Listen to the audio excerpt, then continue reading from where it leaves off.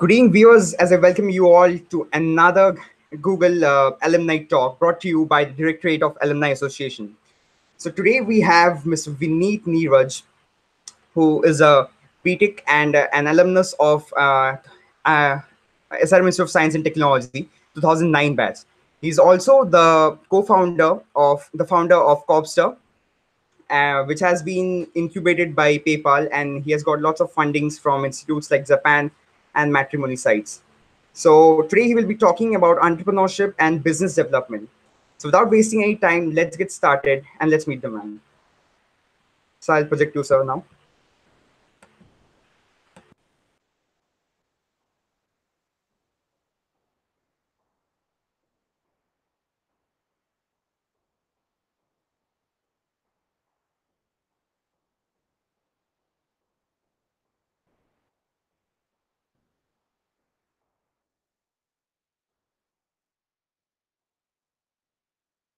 Sure. Thank you, Soumya. Thanks for your warm introduction. Welcome all the viewers for this presentation. Let me share the presentation for your views.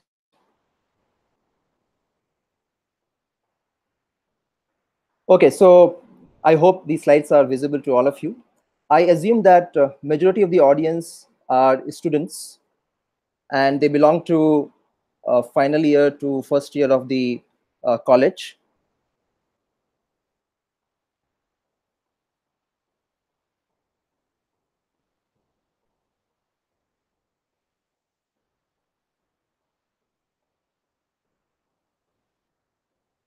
Let me see if there is some glitch in the slide sharing.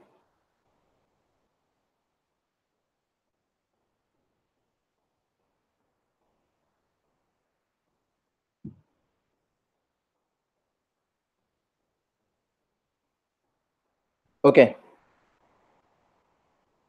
Okay, so I assume that majority of the students belong to first to final year of the college, and you obviously wanted to know more about entrepreneurship.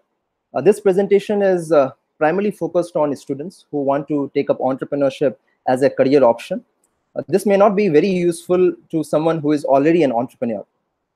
So before I begin, I wanted to share a survey report done by Randstad India. And the survey report says that the entrepreneurial ambition among the workforce is highest in India, with 83% of the Indian workforce would like to be an entrepreneur, which is higher than the global average of 53%. And 56% of respondents in a survey indicating that they are considering leaving current jobs to start their own business. Now, according to this survey, post your college, there is a high probability that you'll either start your own venture or will be considering leaving the current job to start the venture.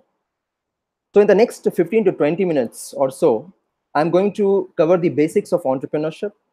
This presentation will give you an idea about what entrepreneurship is, how to start your venture, different elements of entrepreneurship, and few myths about entrepreneurship. I'm also going to Sir, share. sorry to interrupt, but your slides are not visible, sir. Is it visible now? No, sir, it's not visible right now. Yes, sir, it's Okay. visible. You're on, sir. Now it is better. Is it visible? No, sir, it's gone again. It's visible, sir. Okay. Fine, fair enough. Okay, so in the next 15 to 20 minutes, I'm going to cover the basics of entrepreneurship. This presentation, as I said, will give you an idea about what entrepreneurship is, how to start your venture, different elements of entrepreneurship, and few myths about the entrepreneurship. And as and when I'm also going to share my experience and probably will borrow others' experience as well. Let me tell you a story.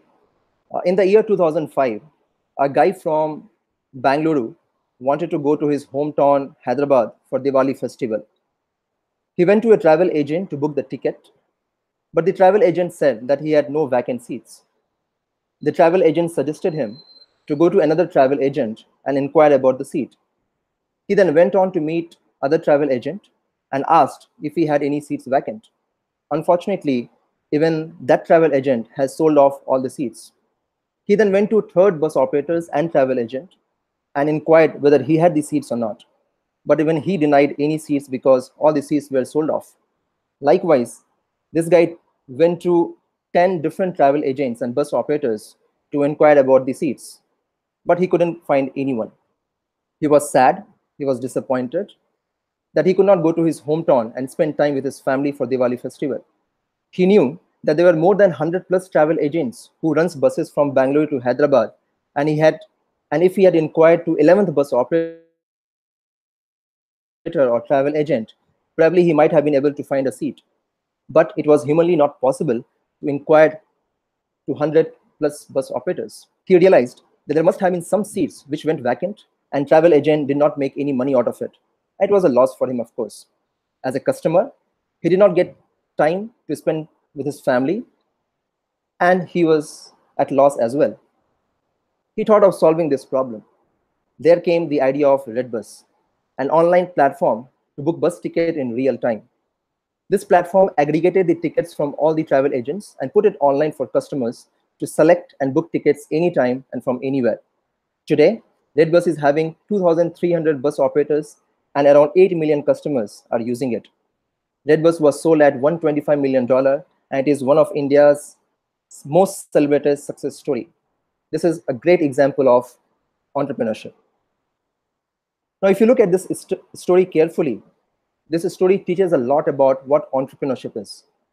The first step towards becoming an entrepreneur is to spot the problem. In the case of Redbus, the founder of Redbus has personally experienced the pain points of not being able to get the bus ticket in spite of having so many available tickets.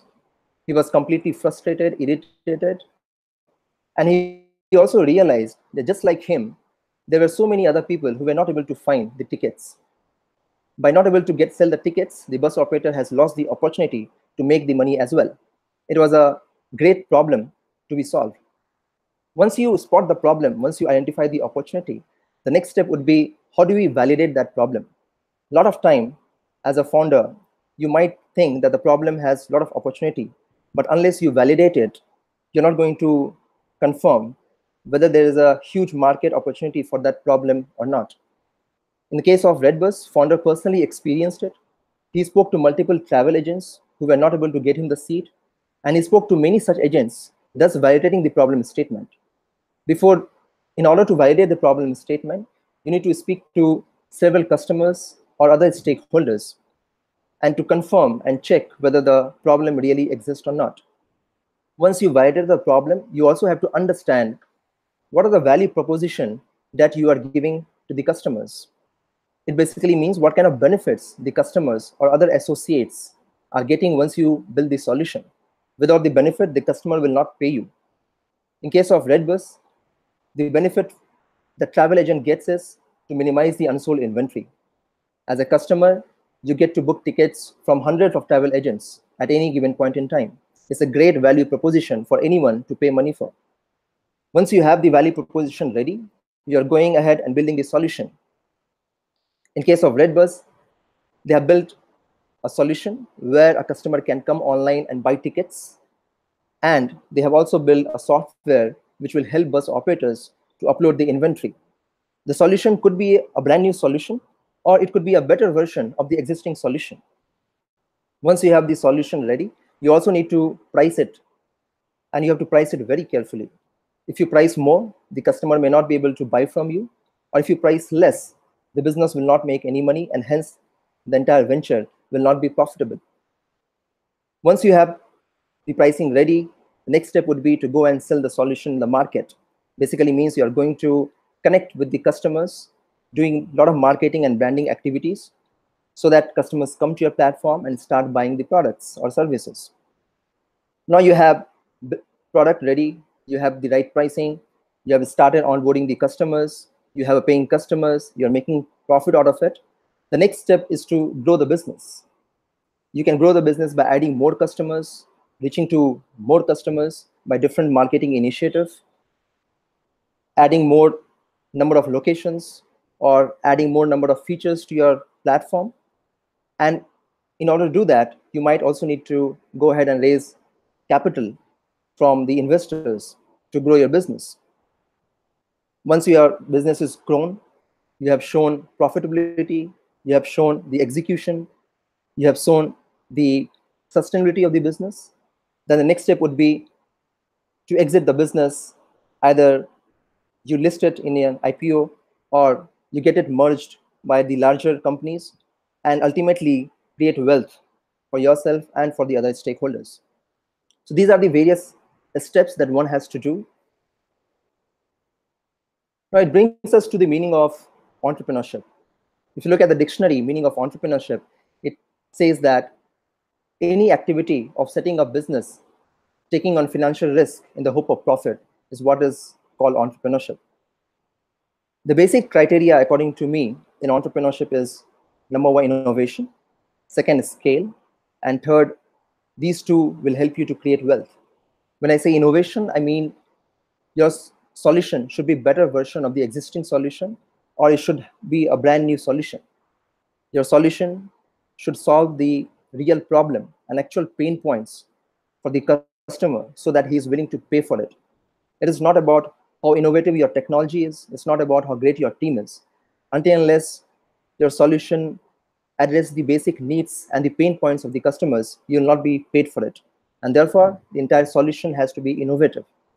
It should address the customer needs. The second aspect is the scale. Your solution, your business proposition should not just cater to a small set of customers, but it should go ahead and cater to large set of customers. And if you cater to large set of customers, you're actually solving a big problem. And therefore, an entrepreneur always think of scale. The scale is the inbuilt aspect of any entrepreneurial activity. And innovation and scale will ultimately give you an opportunity to create wealth for its stakeholders. This is what we call it entrepreneurship. Now, in the next few slides, I'm talking about the various elements of entrepreneurship. Now you have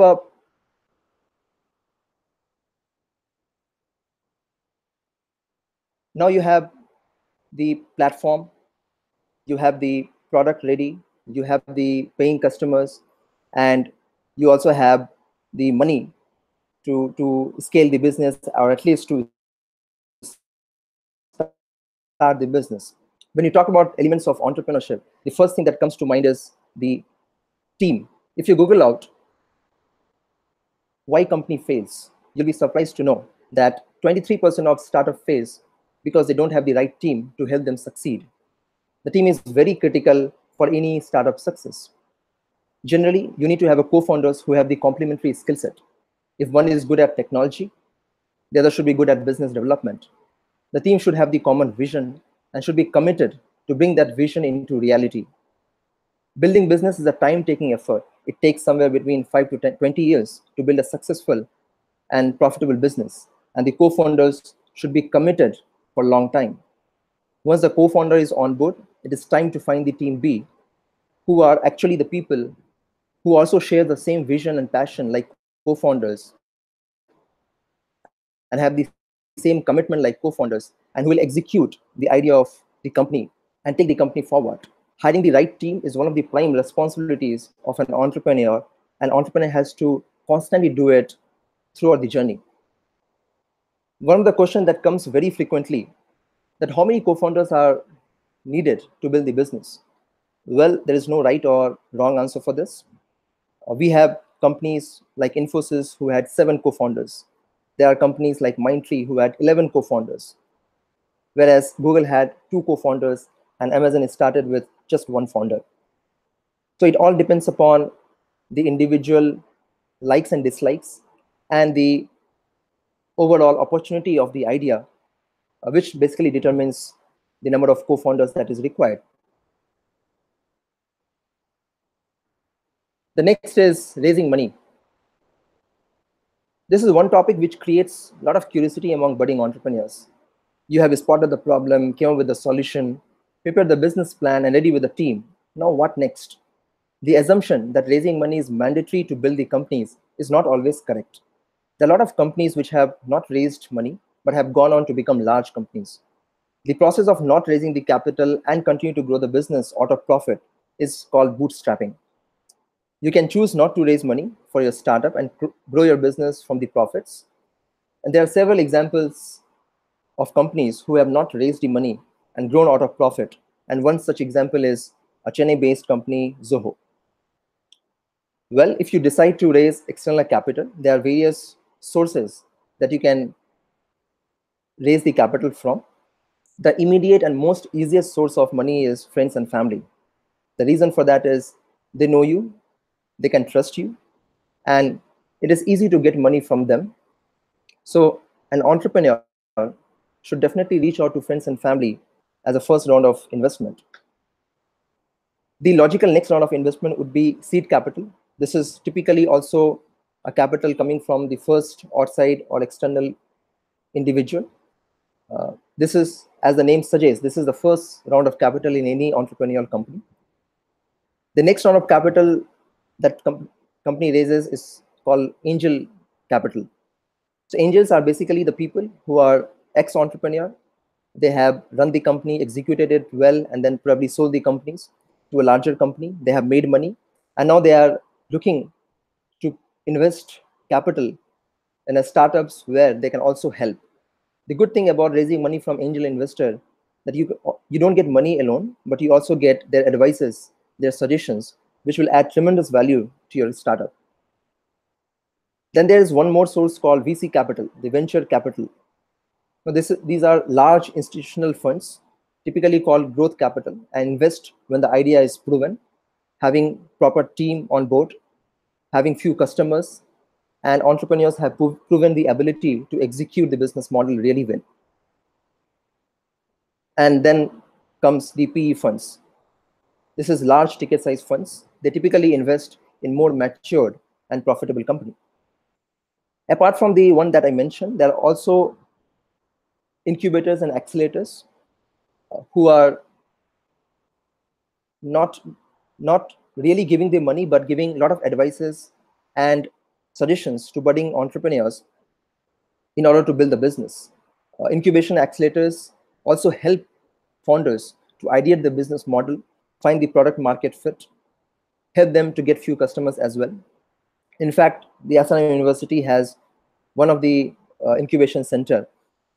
It was there when I was studying over there.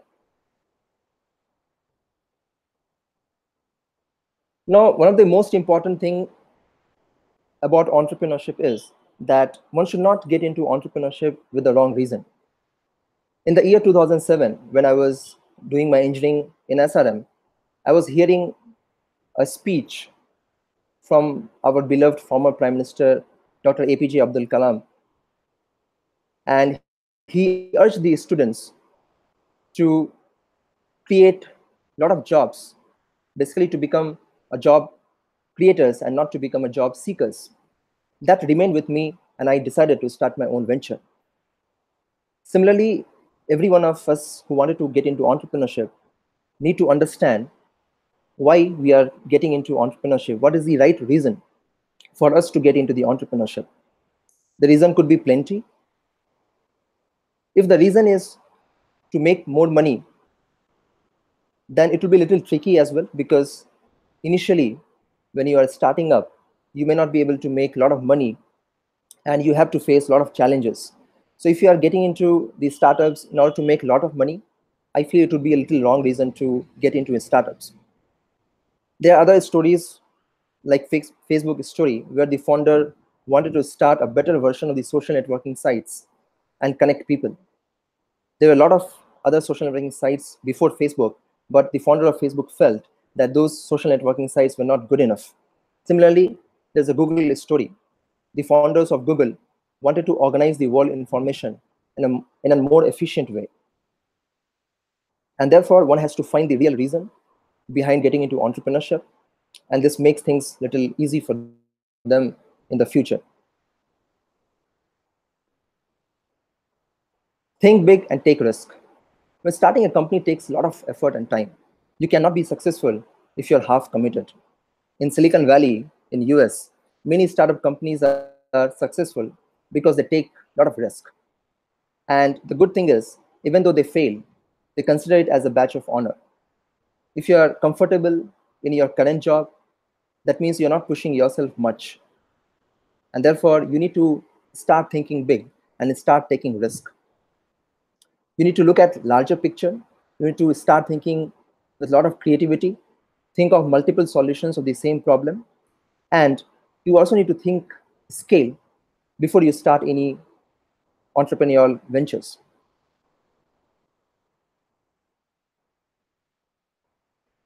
I'm also going to talk about few myths of entrepreneurship.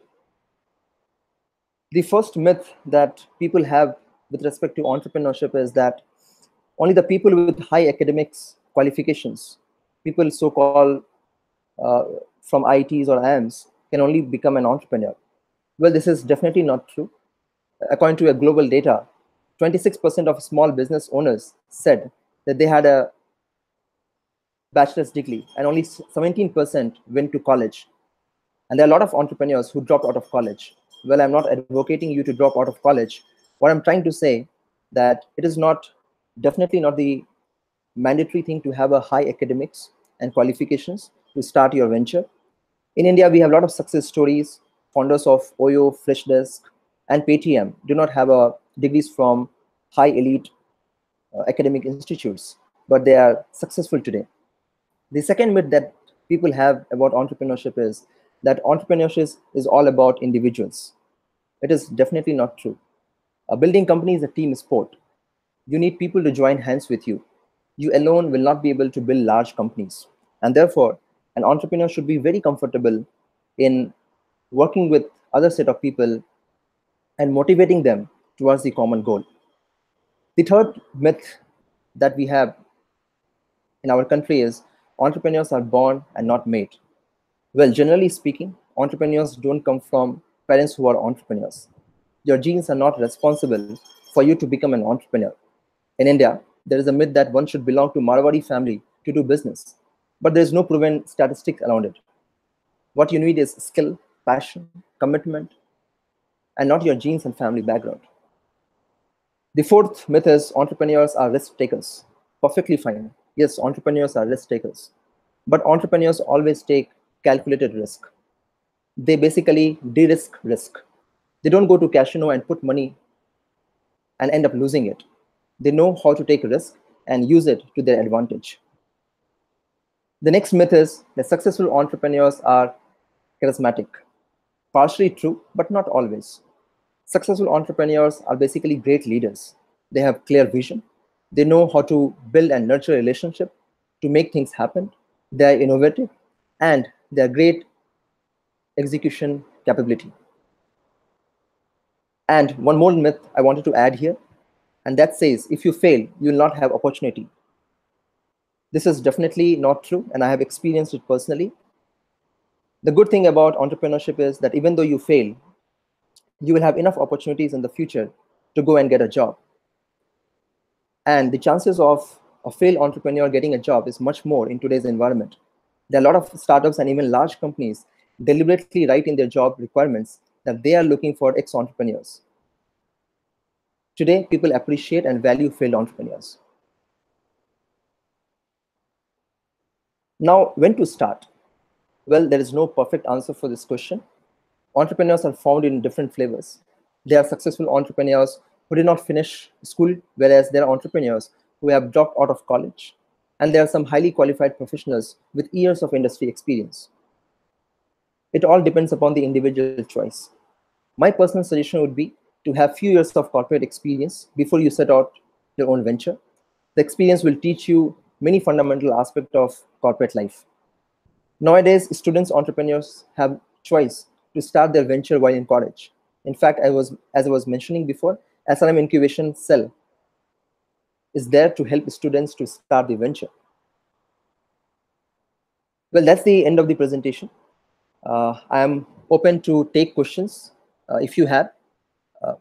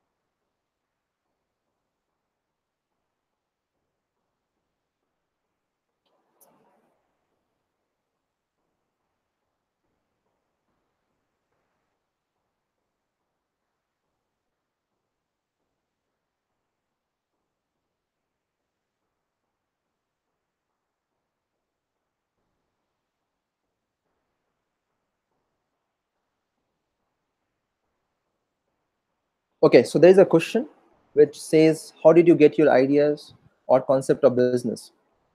Well, when I was working in Cognizant, I happened to see the way corporate used to procure products. The entire process of procuring the products were completely offline. It used to happen through phone calls or through Excel sheets, which were not effective. A lot of inefficiency were there, and we thought that there has to be a better way of sourcing the products for the corporates. And once we found this opportunity, we started validating the opportunity. We started talking to a lot of other uh, customers who probably would use the solutions that we were about to propose. And once the validation is done, we started building the product. And from there on, the company started growing, onboarding a lot of customers, and so forth and so.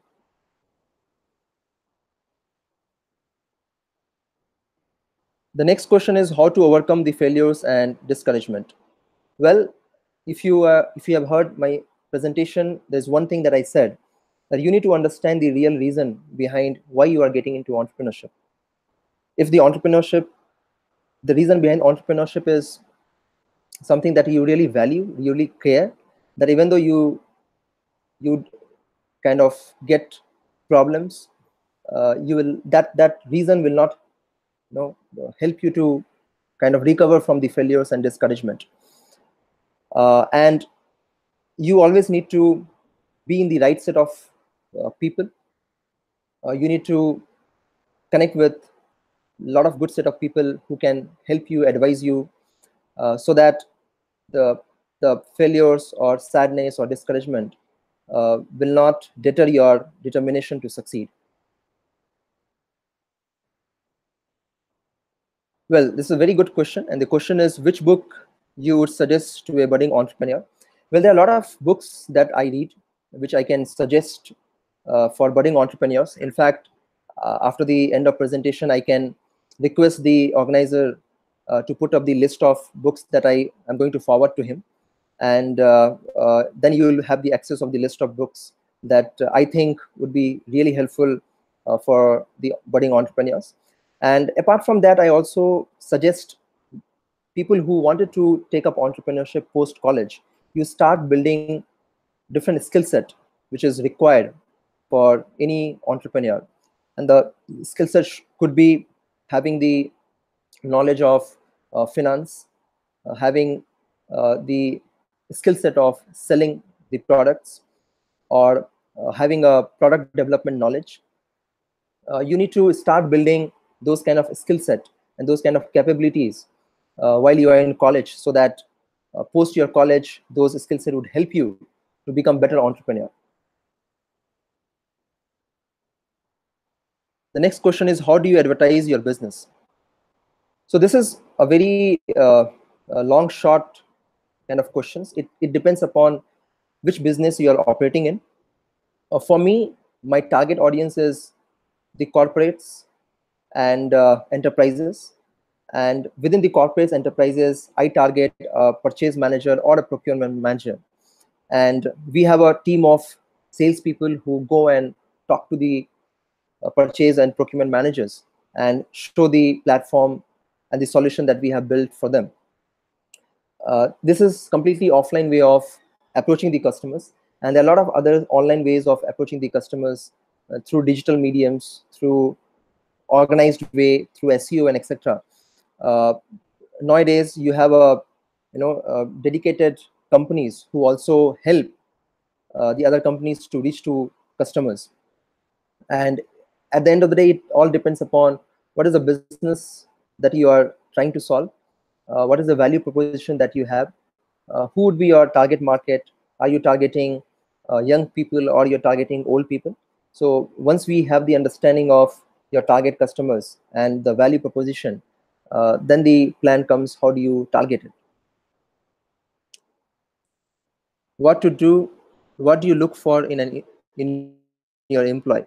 Okay, so the first and foremost thing that we look for an employee is the ability to understand and share the vision of the founding team. During the early days of any entrepreneurial venture, it's important to have the employee who also share your vision. Uh, if you are hiring an employee just because you are giving him a good package, then that employee would not be a good fit. I think the first thing should be that employees should be able to understand and share the vision of the founders, and that would help the company to go forward. The next question is, what should be the responsibility as a business owner? Well, as a business owner, you have all the responsibilities. It's very difficult to pinpoint one responsibilities. You are responsible for getting the customer. You're responsible to raise money if you want funding for your growth. You also have the responsibility to take care of your people. You also have responsibility to build the product, the technology part of it. So as a business owner, you have various responsibility. But if you pinpoint, then I would say uh, the growth of the company is very important, and every business owner should really focus on that. The second is, you should never run out of money. So ensuring that you have sufficient amount in the account is extremely important for any business owner.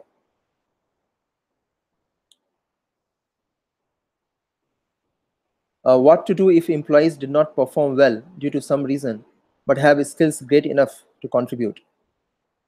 Well, if this is the situation, then one-to-one meeting is extremely helpful to understand what is the reason behind employees not performing well. I think once we have the understanding of the reason of the non-performance, you'll be able to contribute in the improvement of the employee. The reason could be many. The reason could be the skill set issue of the employee, or the culture unfit of the employees. So one has to understand the reason why employee has not performed. And as a business owner, as an entrepreneur, responsibility is to help employees to grow in terms of skill set, in terms of the overall growth, and find out what is the reason the employee has not performed. How you keep yourself motivated? Well, the motivation comes because of the large picture that we have. The large picture is, for me, is to create an enterprise who can potentially employ thousands and lakhs of people, and that's something very near and dear to me. For And this is what I said in the beginning of the presentation, that one should understand the reason, the real reason behind why he is or she is getting into entrepreneurship. How much of networking is important?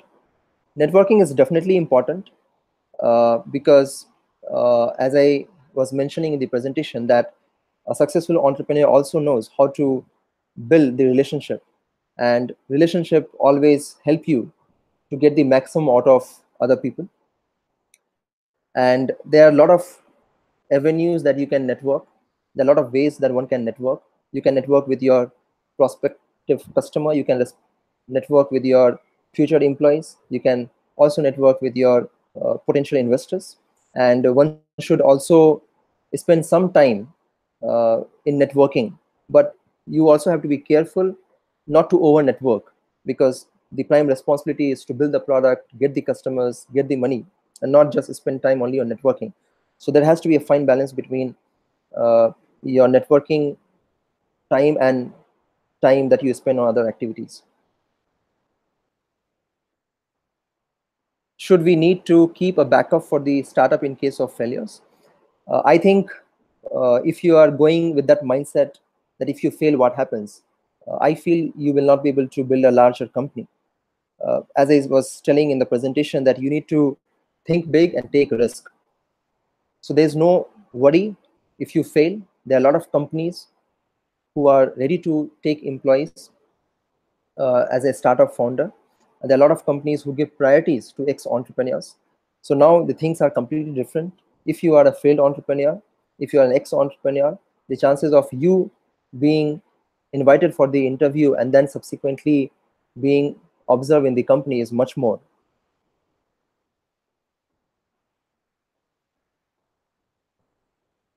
So next question is, what are the techniques one should use so that his clients are not diverted? I think if I understood the questions clearly, the best technique that one can use is to give a good customer service, good customer experience. If you can give good customer experience, if you can make your customer to come and buy the products repeatedly without you going to them, there is a less chance that he will leave you and go to your competitors. So every customers, you need to take care of them. You need to ensure that customer is happy at the end of the day. And if you take care of this part, your customer will not leave you. The next question is, what are the changes that one makes in the society while starting a startup? Well, I'm not sure whether I understood this question clearly. I think the what I'm being asked is what kind of changes that one brings in the society. Well, there are various things that one brings in the society while starting a startup. The number one thing is you create opportunities for the people. You create employment for the people. That's one changes that you bring to the society. The second change that you bring to the society is you also create something which can eventually uh, create a lot of wealth, which can eventually generate a lot of wealth in the future. So running a startup and executing a startup will also basically means that you are in the process of generating a lot of wealth for your shareholders.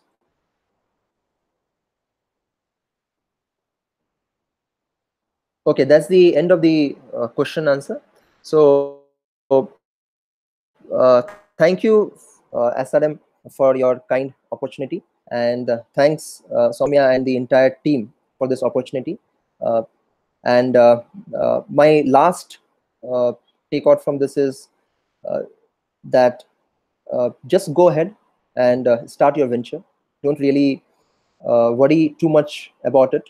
As they say that if you want to learn swimming, the best thing is to get into the water. Similarly, if you want to start your venture, just start and don't think about anything else. I am always available for any one of you. We can also connect offline.